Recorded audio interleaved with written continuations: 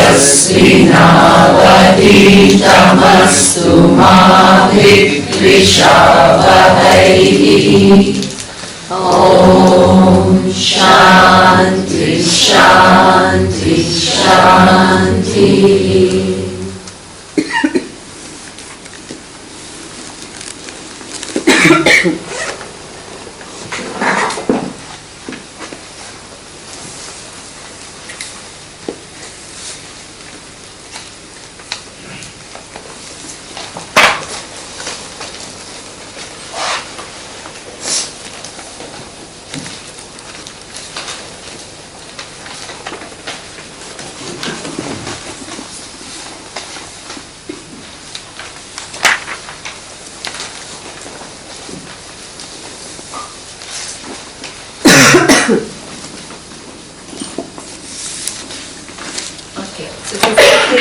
Did I read it?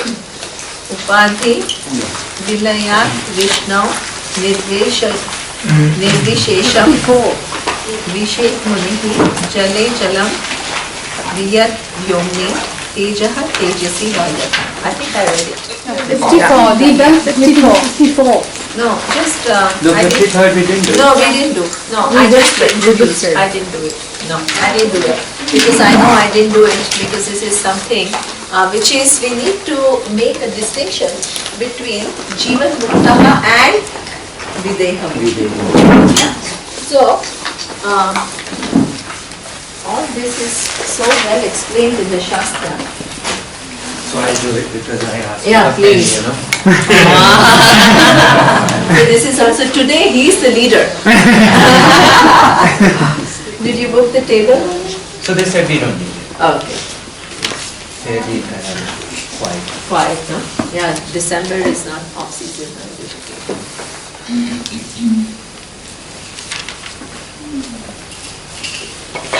As a consequence.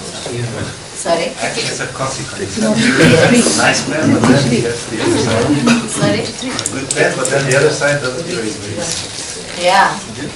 So I'm not Sanchit Karma. Anybody, nobody can read what I'm writing. So, This was which pen I need better choose? Exactly. No, but now we see clearly. At least you can see clearly my mess. Before my mess was little hidden, now my mess is very evident. Not here, at least, not here. Okay, so there is a, this whole verse, it makes a distinction between why it's called Jivan Mukti.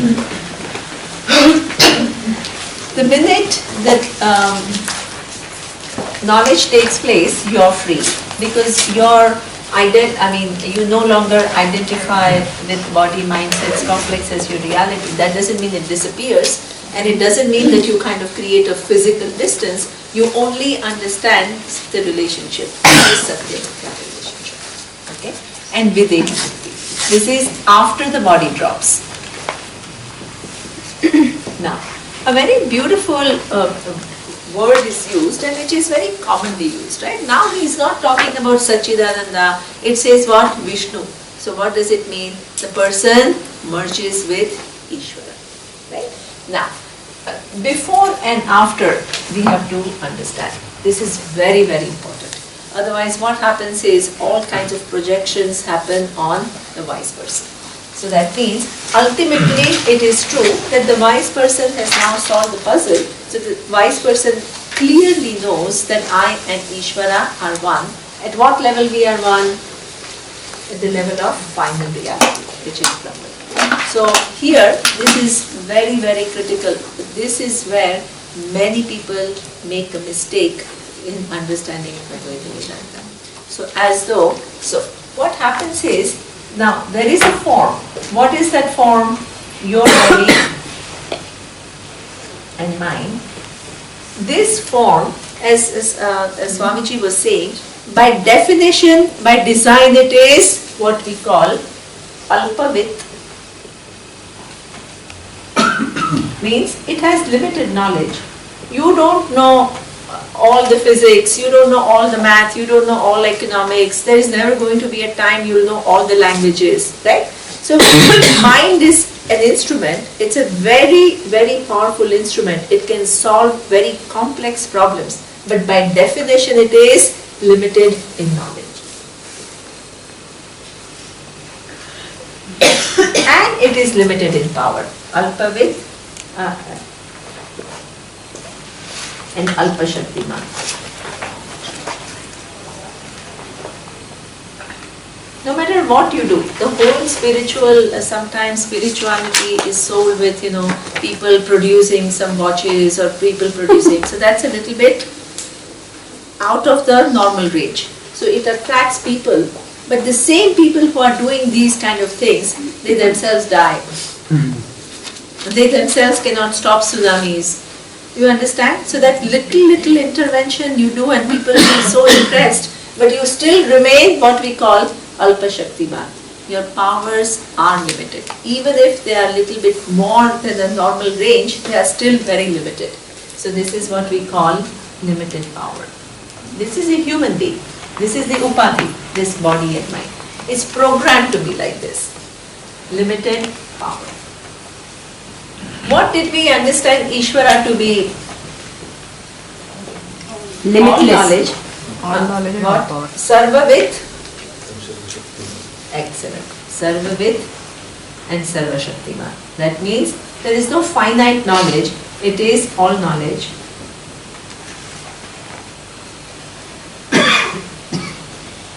And Sarva Shaktiman.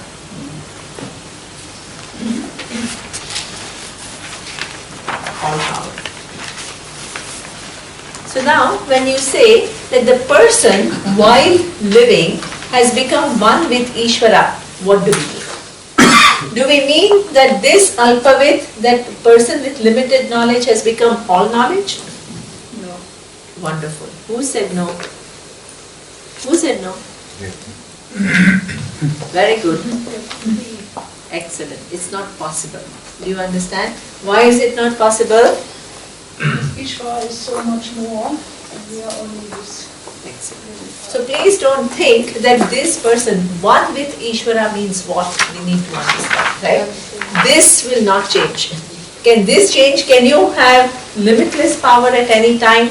If you claim that you have limitless power, I will say, okay, now just change a little bit the position of the moon. What limitless power are you having? Don't fool yourself. This is what I'm saying. Please, this spirituality has become like one, this imagination runs wide in the name of spirituality. So that means what we are, then why is it that we are saying that the person becomes one with Ishvara? If you can never become all knowledge while you have a body, and you can never have limitless power, then how is it that we say the person becomes one with Ishvara? In the last step, in the final reality, we are one. Excellent. So that means here the difference remains exactly as it was before. This doesn't become this, right? The only place where this equation resolves is where? In the final reality, which is Awareness. Brahman. Water. Awareness. What? What it means is the what? Suppose let's equal this to a wave. Yeah. Can you please do a step to the left? So I can. You can Thank see you. it. Yeah, Thank you. great, you cannot see. You Now, point how do I make you see? You can see it. Okay, just move a little. Then, thank you. These guys will not. Then these guys will not see. Anyway, nobody can read what I'm doing. It's not that. I'm singing something because I love it. I'm enjoying it. Everybody complains every retreat. They are very nice and they're very polite. It's a small issue. And the Sanskrit nobody understands, but even English nobody understands. But Nima, we are really trying very hard to.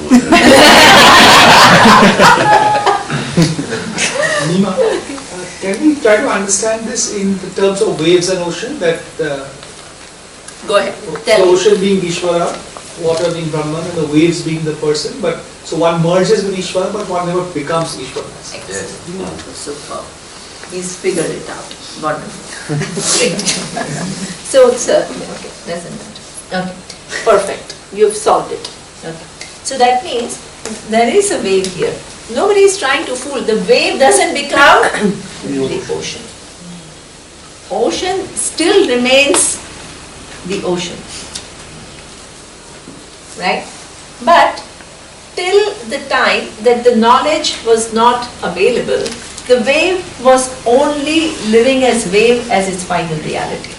It was not aware about the ocean, it was not aware about the water, it was just living as a wave and seeing itself as different from everybody else. Right? The Shruti comes in and it tells you that every wave is actually connected to the ocean. Now this person, now suppose this is a wise wave. How did the wise wave, chapter 12, first enter into relationship with Ishvara. In that relationship, you immediately find your connection, you find your interconnectedness with all the other waves, you begin to be more compassionate, you begin to follow certain rules of the ocean which are dharma rules, swadharma rules, emotional life gets better. Instead of jealousy, you understand that actually I have to express myself rather than compare and feel small. All of this happens. This is where we say that the wave in entering into a relationship with the ocean gets well.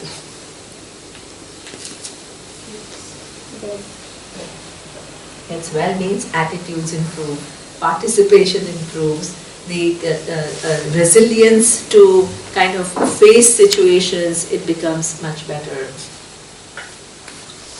So that is what we say, the wave is now.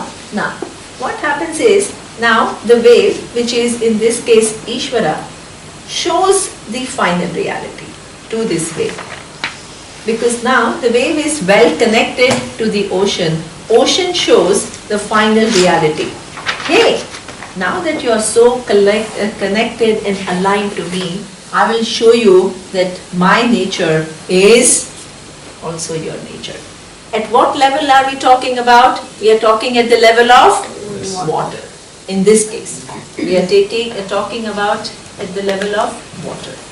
So that means the wise wave understands all these relationships.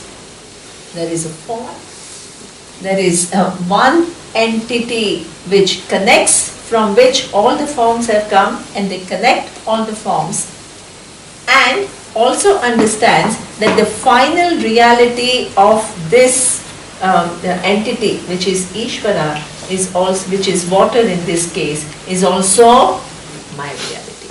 So that means the equation solves here. It doesn't solve here. Do you understand? Because if you try to solve it here and you try to what? Try to convince yourself that I am now all knowledge and all power, what will happen?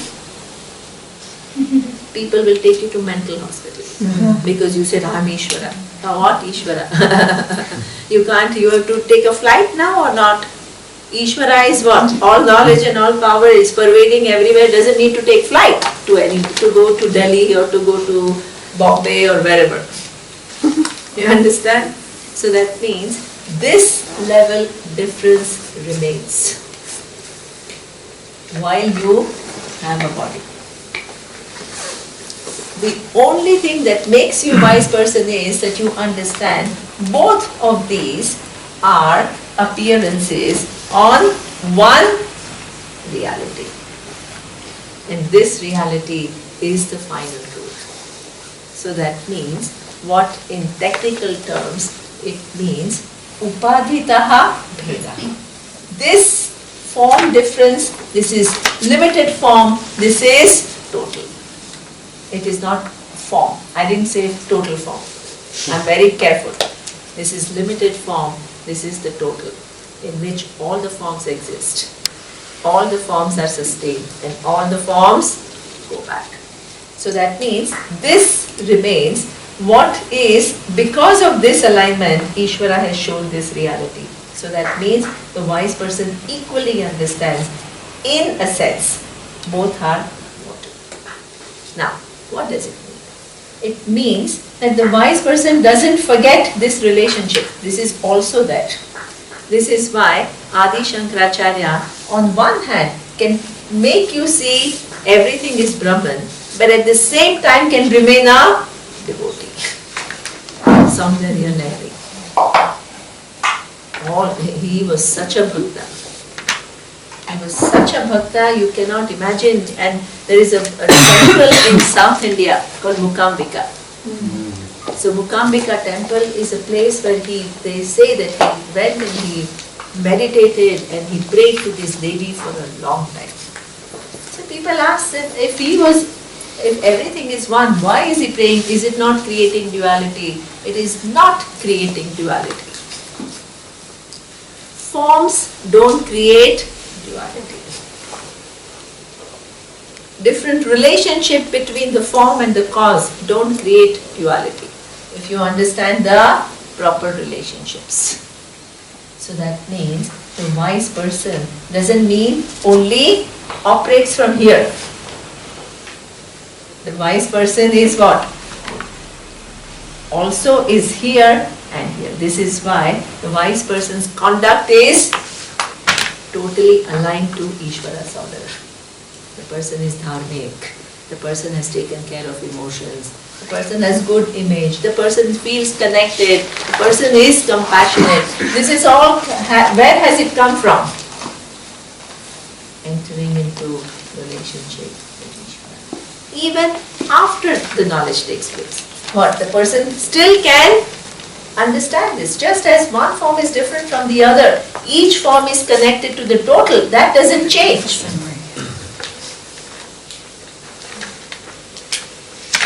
That doesn't change. What person understands is ultimately both the total and the individual have one reality that sustains them both. Without this reality, both cannot exist, and this reality is independent. But this doesn't go away. Just as vagueness doesn't go away, this ocean also doesn't go away. So one, please don't, that's why the wise person will have proper perspectives and be connected. So there are some people who use this knowledge and it's just mind-boggling how people use this knowledge. People say, I am now this individual, I have understood that I am Brahman, I am bigger than Ishvara. So therefore I am not subject to laws of Ishvara anymore. And therefore I can do what I want. They have affairs with their students, all kinds of crazy things happen. They are more abnormal than a normal person. The biggest scandals that you can imagine. Yesterday somebody was talking about some Bikram yoga and God knows what, and some God knows wild world, and I don't know, I just heard everyone talking about it. If you try, remember Arjuna's question. Why don't I just concentrate on this? Why can't I bypass this? This is anyway in the relative reality. If your mind is not a kind of abiding in Ishvara, and you try to skip, that's what Lord Krishna says, you go from here to here, it's impossible. You have to undergo this growth. Otherwise, it all becomes, some double life. What you say is one thing, what you go over there and do something is yet another thing. Then you justify, oh, it's only because I'm Brahman, I'm above it all.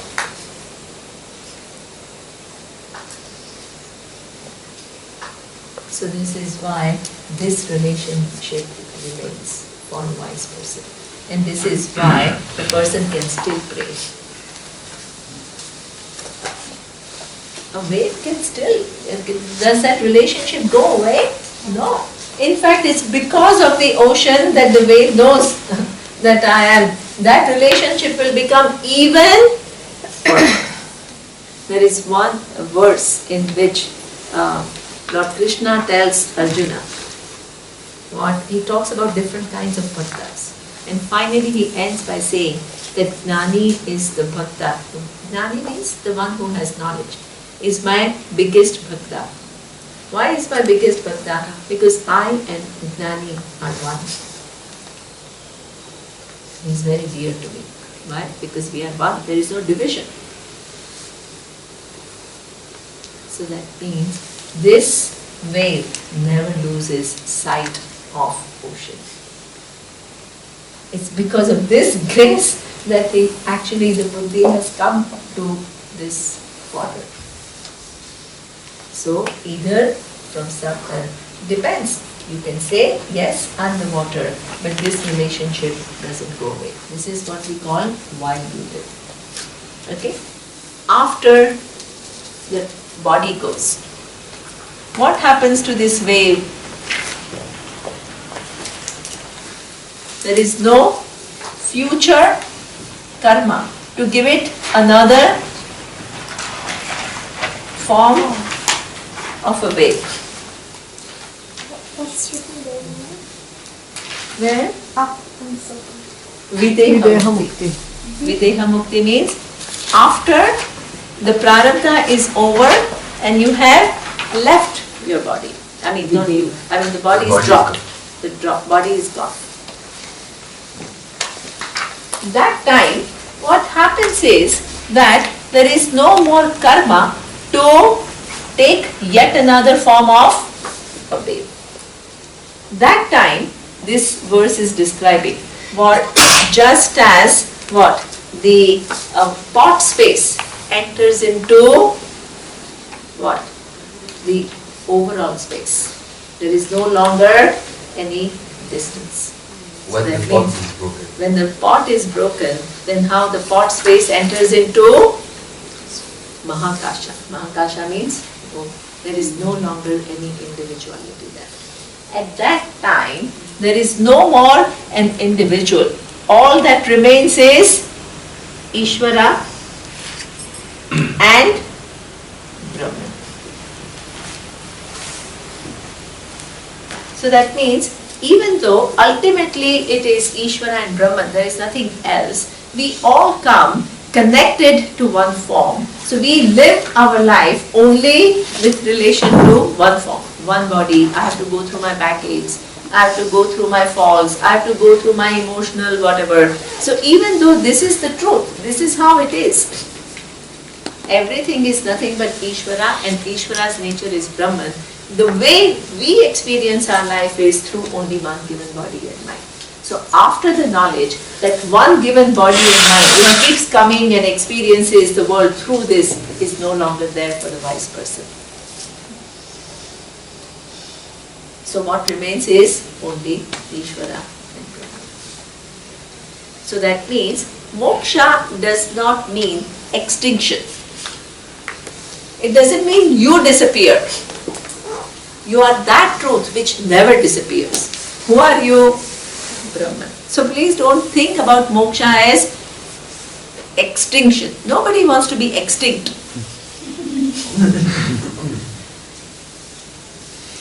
It is that eternal presence that never undergoes any change, which is truth of every forms, at the same time is not involved in any form.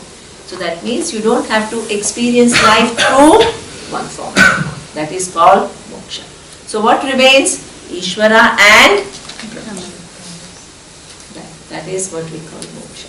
So that means moksha is not nothing. It is being everything. Being everything, that means that you are not any given thing. If you are everything, you are not any given thing. Because if you are any given thing, you can't be other things. So this is the difference between Jivan Mukti and Videha Mukti. Now, in one bhashya of Adi Shankaracharya, he asks a question. So this is what we say, Prakriya includes all the possible objection and then it answers that. So somebody asks Adi Shankaracharya, I mean he's just writing, right, in his commentaries. Says, what if somebody asks, they said, now, you tell me what is the difference between the wave which is wise and the wave which is not wise. Because the wise wave, what does it, when the waveform goes, what happens? It enters the ocean and the water. It is always water, it will remain water. And an unwise wave also has the same. Do you understand? If you don't ask the question, we raise this question. This is teaching. So that means what? That somebody asked this question. What is the difference between a wise wave and an unwise wave? So, before what? That after, anyway, once the waveness goes, which is the body, equivalent to body, both will enter water. And both will enter Ishvara and Brahman. So what's the difference? One will take forms and the other Again one forms will again not. because of karma. Excellent. That's the only. So that means, in this example, very good. What is the difference between these two examples? In this example, pot and clay example, there is no sukshma sharira, which takes all these karmas, and then there is no karma account. So it seems as though all the pots, when they are destroyed, they go, the space is released and they all enter into space. But in this case, it is different. What is different? Your karma still remains, which is what we call avyakta. It is a potential. As long as that potential remains, even if this wave is gone, it enters potential.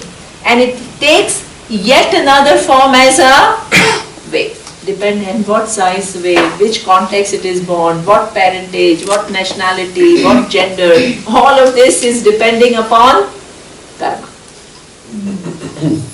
So that means, whereas for the wise person, what has happened? This is gone. This is gone, so there is never going to be a time that it will experience a world with one given form. So, yes. This last sentence, What?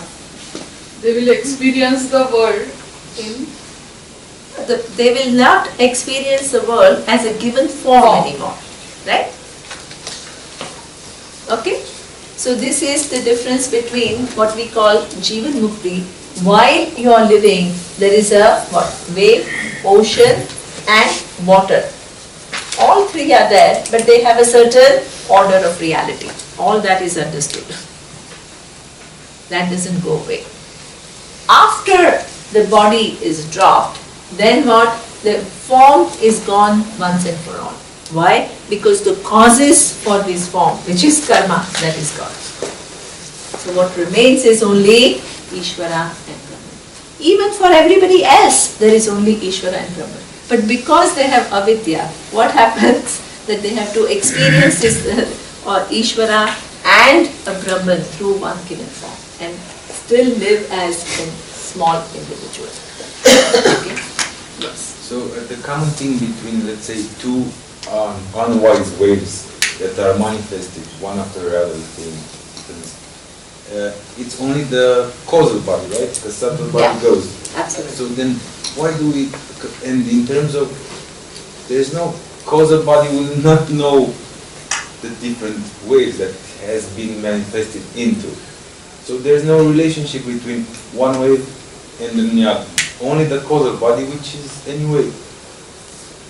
There's no manifestation, I mean, there's no experience to it. So it's just.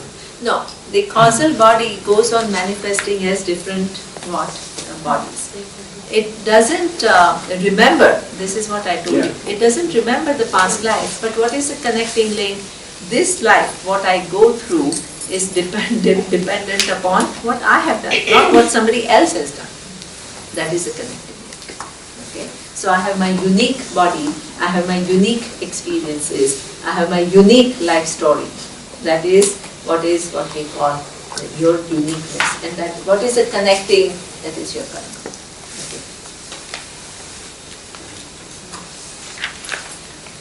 Okay. So here it says, what just as the pot water merges in water and space into space and light into light. So there is no potential that is remaining anymore which will give you further forms. Yes. I'm a little bit confused because I thought I always learned in the system that it is Anamaya Kosha goes, but the subtle body goes with the causal body and remains. So And that now is, you're saying something yeah. different. So now, exactly. So now what happens is there are two contentions. Yeah, that both doesn't matter really. Yeah. So some people say that the subtle body remains and it is reprogrammed according to the new body, right? And some people say that the physical and subtle go and the causal remains and then they get new physical and subtle. It doesn't matter whether the subtle is reprogrammed or the subtle comes and goes and the new comes. The fact is, you can't have the same mind in the previous life and this life. Your senses change, your mind changes, that is a fact, right? So it's just a small detail that people have. People either present it like this or they present it like that. Is it coming from a text? Huh? Is that coming from a text? Yeah, it comes from a text where they mostly talk about karma is the real thing. This is why, see, Sukshma Sharira changes. Sukshma Sharira changes because you don't remember your mind that you had in your previous jnana. Now whether the same Sukshma Sharira is reprogrammed or it goes and new comes, but the fact still remains that you don't remember what was your past life, right? And it is, that is no longer available. Even if you remember, it doesn't matter because in the causal, everything is still there, right? So you can be drawing from the causal. Can I add one small thing? Yes. So for the wise person, so there is no karana sharira, there is no causal body, okay, that we have seen. But what happens to the physical body and subtle body? Yes. Okay. We have seen how the physical body is made of 5 elements. So these 5 elements return to the 5 elements, like we see otherwise. And the subtle 5 elements also, they go back and merge with the subtle 5 elements. Okay. So now, here it shows, now it has to praise this Yat labhat na paraha labhaha, Yat sukhat na param sukham, Yat jnanat na param jnanam, Tat brahma iti avadhavade. So now it says, what is it saying? Gaining which? Who wants to read? Yeah, Indra. Gaining which there is no other further gain, gaining which ananda there is no other greater ananda, gaining which knowledge there is no other further craving for knowledge. Therefore, may you understand clearly that is Brahman. Okay. So that means, now, gaining Brahman is gain of limitlessness. We have seen, limitlessness means what? There is only one thing. What is the relationship of awareness with everything else? Everything else means what? The entire Jagat is what we call Satya Mithya relationship. This is the final Satyam, and everything else relative to this depends upon it. Mithya doesn't mean it's unreal, it means it depends upon it. Okay? So that means, so in ultimate thing there is only one, and that one is called limitless. Can you improve? Can you have more than limitless? Is it possible? Yat labhat na param labhat. So that means, don't think that, oh, it's just kind of, oh, this is a big gain. It's not big. It is what we call, because big means there can be bigger. We are talking about limitlessness cannot be improved upon. So this is why it says yat labhat napram. Okay? Then what? Yat sukha. So that means don't think that you'll always be doing he. It means what? There is no other sukha. Every other sukha is a result of what? Seeker and sought coming together for a time being. In this knowledge, the seeker and sought is completely resolved once and for all, because there is no second thing. In one, you can't have a seeker-sought division. So therefore, there is no other. This is what we call Swarupa of Ananda. This is not degree of Ananda that we are talking about. We call Ananda Swarupa. Any experiential Ananda that you have is actually kind of a recreation of this reality for time being. Whereas this is the fact. So this is why he says there is no other Ananda than this. And then he says that there is no further craving for any knowledge once you understand this. What does it mean? Every other knowledge that you know is, by knowing Sanskrit, you would not know French. By knowing French, you would not know German. So that means every knowledge has its scope, which is, and within that, it is endless. So suppose a scientist is, or a medical person is studying cancer causes and then cures. What happens? The research after research after research, people keep telling me that now this whole radiation and chemotherapy and all has become much better. It's not as painful, it's not as traumatic and all that. But still, it goes on and on and on and on and on.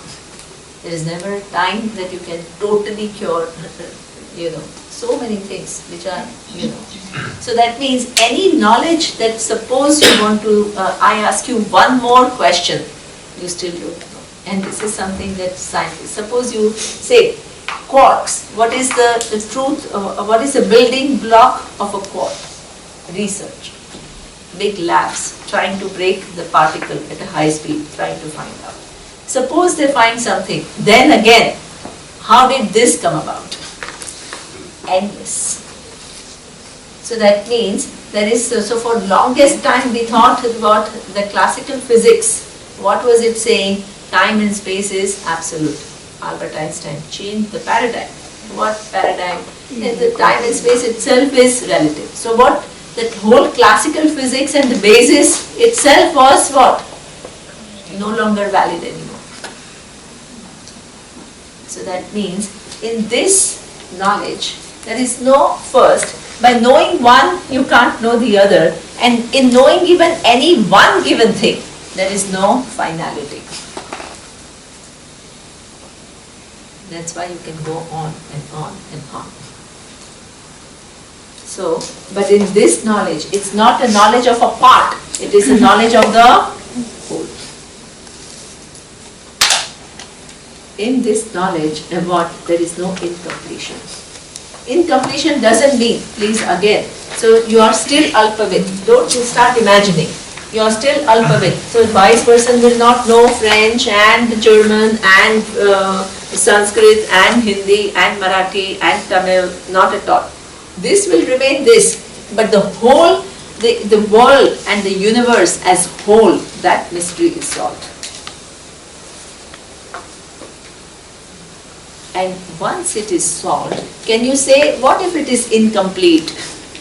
And what if somebody else finds out something more about Brahman later on? That which is limitless cannot be improved upon. That which is attributeless. What are you going to find about that which has no attribute in the first place? That which is not subject to modification. It's not something which is modifying, so now I understood it, but after modification I forgot, I don't have access to it. So that means it is one complete whole. It has not undergone any change. It doesn't have any attributes. It doesn't have any modification. Once it is understood, and it is the cause of the whole universe, from which all the forms come. So when we talk about knowing, we only talk about knowing of the forms, because that's what our mind can access. So this is that knowledge which includes everything. It cannot be improved upon. It doesn't change with time. So this is what he says, that there is no other gain, and it is not that there is no other knowledge which is a complete knowledge like this knowledge is. 55. Yat drishtva na param drishyam, yad bhutva na punarbhavaha, yad gnatva na aparam dhyeyam, tat brahma iti avadharayet. Yeah, Mrunali. Having seen which, nothing more remains to be seen. Having become which, there is no further becoming. And having known which, nothing remains to be known. Understand clearly, that is Brahman. That is, it doesn't mean, now please, don't start taking that the eyes, now this is what, when it becomes poetic like that, you have to make clear what you are saying. It doesn't mean that the eyes doesn't want to see anything anymore, right? So that means what eyes continues to see all the forms. But what has happened is, through these forms and through our interaction with the world, we are trying to find the meaning and fulfillment. That goes away. It's not like, now I know Brahman, so I don't want to see any form, I don't want to hear anything. Then what will you do? Right? So that means finding your meaning and purpose through things of the world. That will do. Because you solve the mystery once and for all. Then you can actually enjoy all the forms and everything, but not what through them finding your satisfaction. So this is what, there is a beautiful, I was reading Bhagavad Purana, and in Bhagavad Purana, it is so beautifully said, poetic but beautiful. It says, as though the eyes were created to see Ishvara. As though the ears, human ears were created to hear that you and Ishvara are one.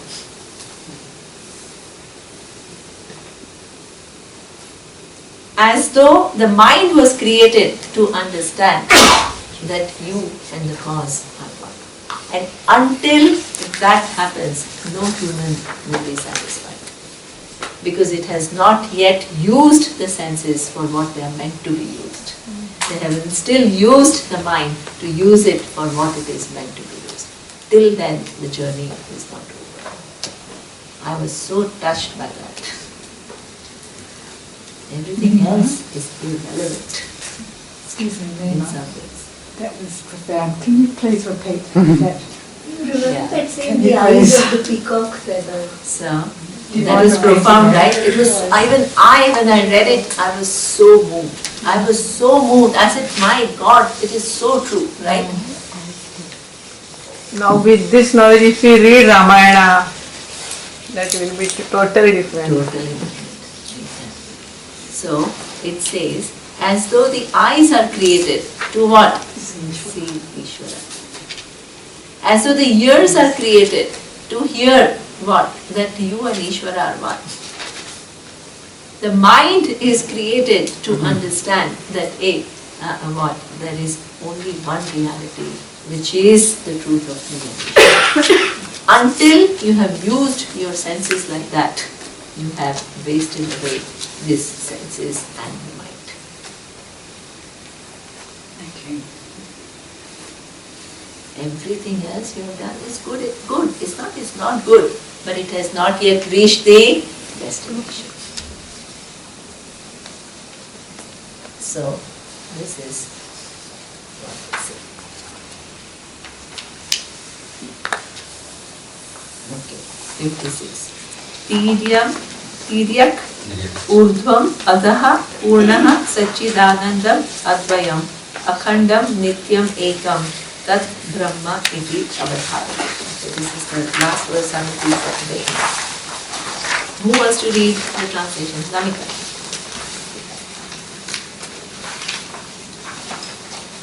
That which pervades all the quarters, above, horizontal and below, which is existence, consciousness, limitless, non-dual, which is free from division, timeless, one alone, understand clearly, that is Brahman. Okay. So that means don't give location to Brahman being the truth of time, as we have seen already, and what? Truth of space. So all the directions exist in space. Right, left, up, down. All of this is what? I occupy this point in space, and something which occupies that point in space is called up. This is down. But does space have distance? Space is one in which all the objects exist, and the distance is with reference to objects, not with space. Space is one undivided. Same thing, that Brahman being the truth of very space, it pervades space. So where is it? Wherever space is, the truth of space, which is Ishvara, and truth of Ishvara, which is Brahman, is there. Just as in every wave there is ocean, and in every wherever there is ocean there is water. No? So don't search for Brahman at some location. Oh, it's far away. Not like that. Not far away in time also. Not far in terms of time, not far in terms of space, not far in terms of object. That is one presence which is always there, which is never replaced by anything. The only thing that keeps you away from that reality is your ignorance. That's all. Nothing else. So that means once the person understands the meaning, it is what? It's everywhere. Up, down, left, right, center, everywhere. Okay? So that is what 56 is talking about. Akhanda. Akhanda means undivided. Nitya means without any time limitation. Then Advaya. What is non-duality? What is non-duality? In one of the first two classes, I talked about duality. And what is the definition? Sorry, English. Okay, just very little, because I just have 2 minutes to go. Just here. You don't need to. Okay, just here. That's not this. Just a quarter. I need only a quarter. Okay. So, what is the technical definition of Dvaita? It doesn't mean forms. Dvaita doesn't mean there are forms. Dvaita means there is a real difference between one form to the other form. Jiva Jiva Bheda. Jiva Jagat Bheda. Individual is different from the universe.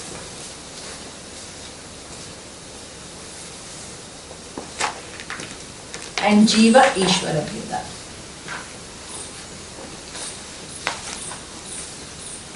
Individual is different from the gods.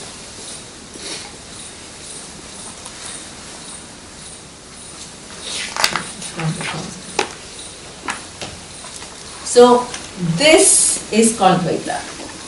Forms don't create Dvaita. So this is what Advaya means. What? Jiva and Jiva resolve in not only one Jiva but all Jiva, and also the entire Jagat, which includes what?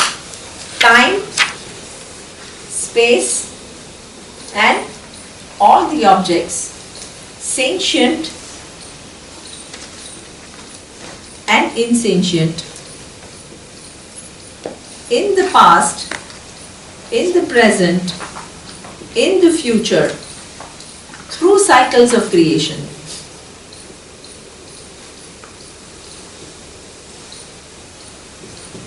Both known to me and unknown to me, because I have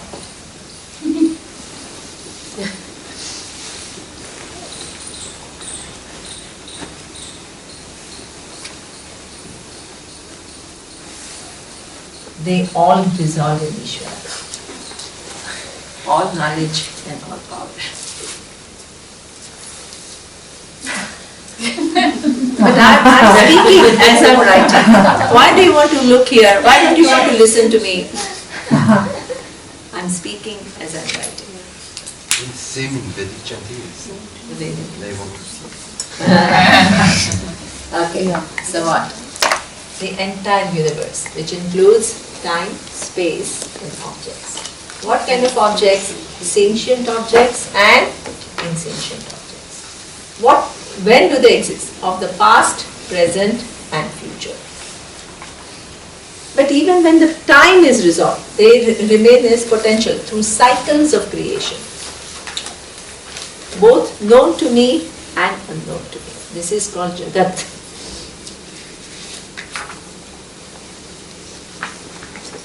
You will never be. Suppose I ask you to define Jagat.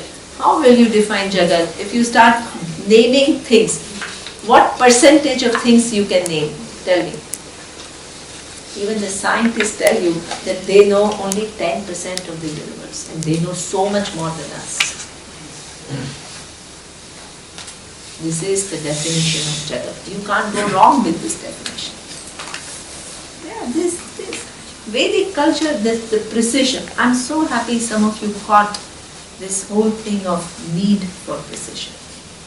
This blah blah blah is just really some mind which is totally inaccurate and imagining things, and this is pramana. Pramana means there is no room for your imagination. There is no room for your kind of, So this is how they describe Jagat, complete.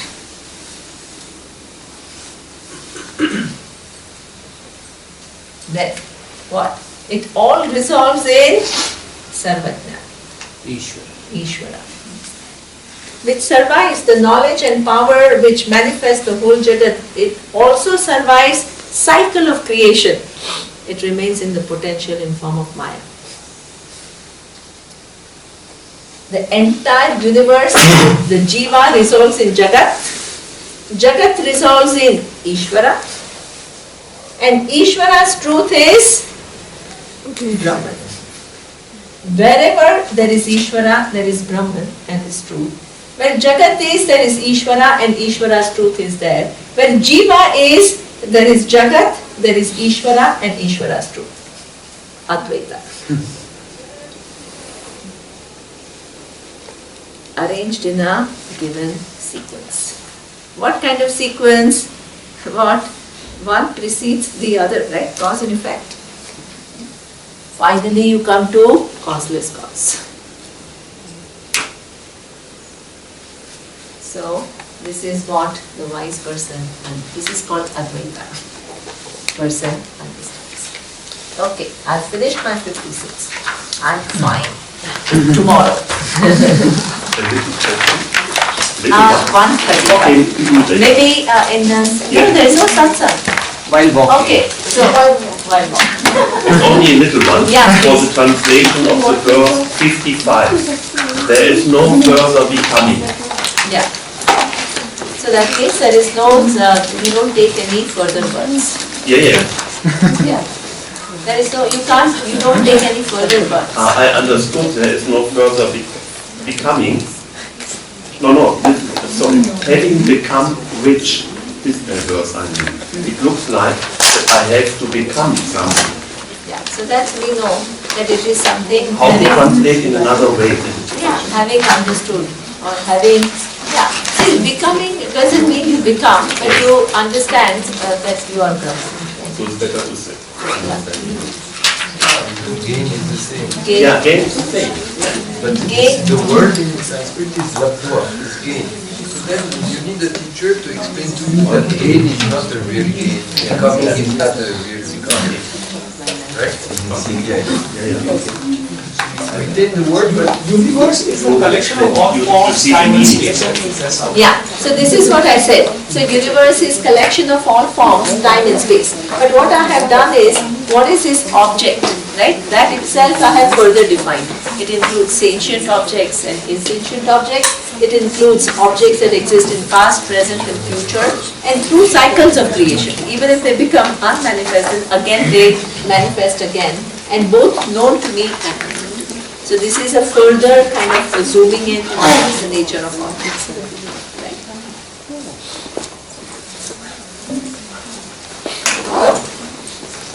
Otherwise, your knowledge of what is object itself is so limited. So what you want to do is, this object includes all of this.